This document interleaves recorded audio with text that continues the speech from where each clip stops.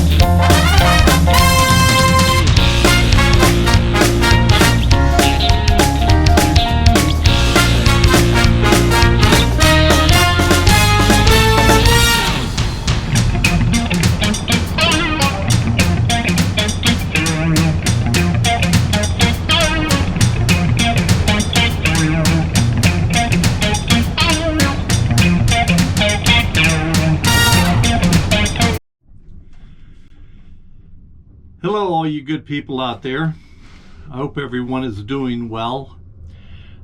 This is the final segment of this video having to do with the redo of the head.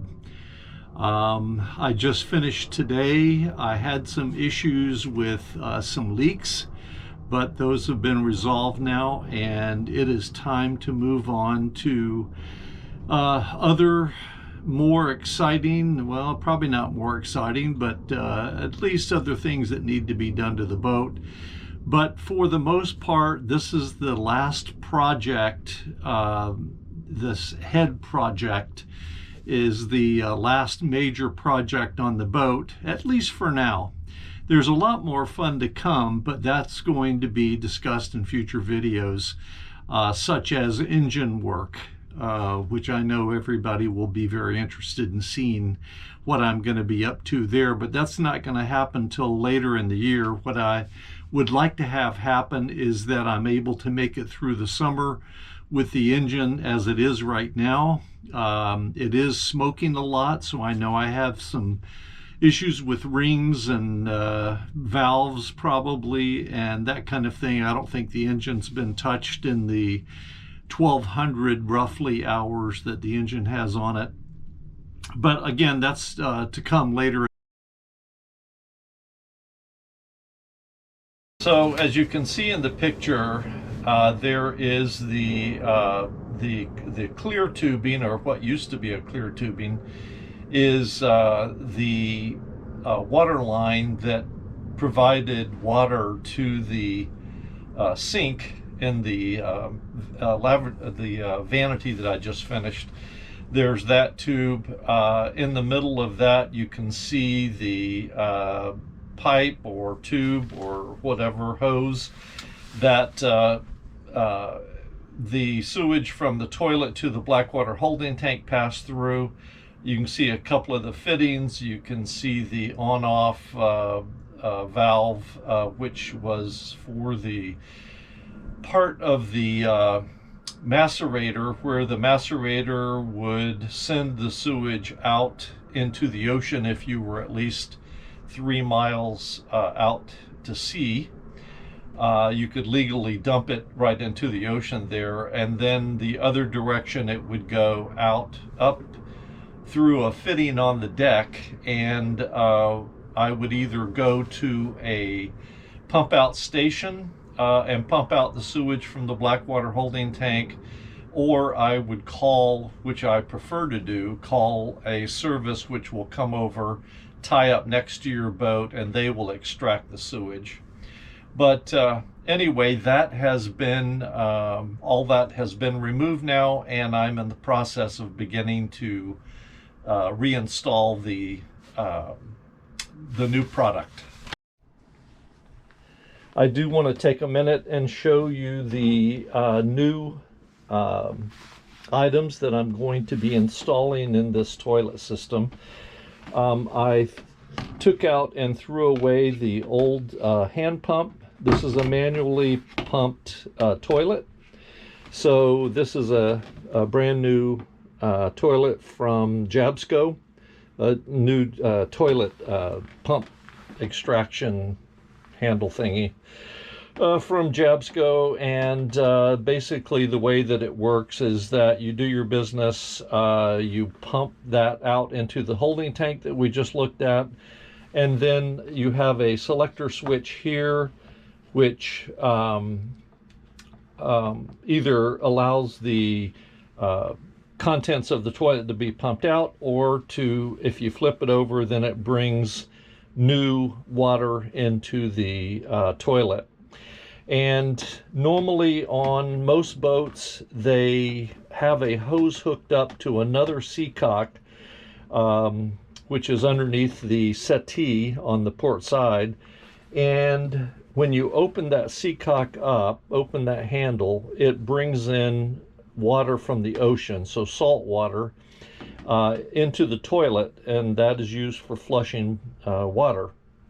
However, in the case of my boat, I'm going to have a separate reservoir over there, and again, that's another seacock that's going to be capped off, because we will use fresh water to flush the toilet on the boat.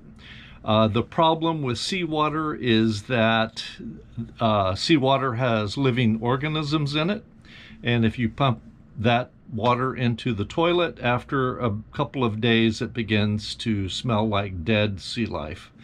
So that's a really good motivation to use fresh water.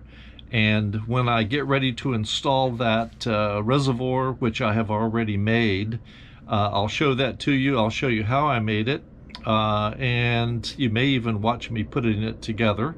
And I'll show you how that whole system works when the time comes.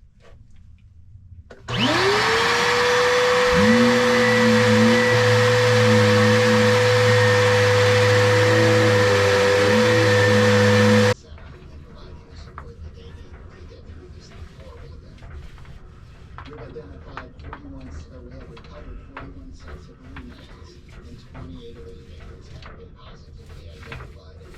And as of 6 a.m. this morning, that's the key notification have been made to 18 families. Are believed to be trapped within the wreckage of both aircraft.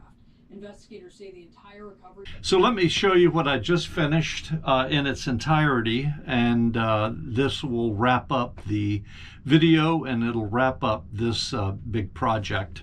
So when we got together, I think the last time I showed you the redone vanity, which is working out tremendously well. I've yet to plumb and run water to the sink, but that will be coming up fairly soon. I'm like I said, real satisfied with the way that turned out. This is the door that leads into the salon area, and at some point in time, I'm not sure how this is going to rank in priority, but I want to take this door off and clean the hinges, replace the door handle, and redo the door, sand it down, and varnish it, stain it, whatever it is that I decide to do. Now here's the most recent accomplishment, and this is the toilet, of course. You've seen one of these before. And as I said earlier in the video, I decided to put some of the peel and stick tile on the bulkheads here, just as I did in the back area here, and behind the vanity.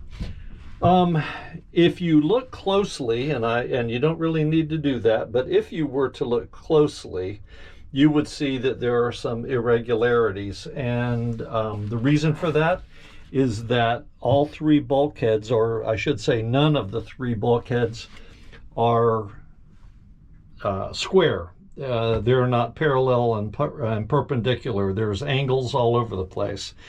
So as a consequence, since the tile squares are indeed square, 11.5-inch squares, and after trying to cut the tile squares to the proper angle for the situation that I had in front of me, it turned into an absolute disaster. That technique was not going to work. So I ended up just overlapping some of the tiles. You can certainly see that in the back, in the center here. And there are a couple of other areas as well. But like so many things on this boat, and if you've been watching my videos, you know I've said it before, and that is it's a hell of a lot better than what it was when I got the boat.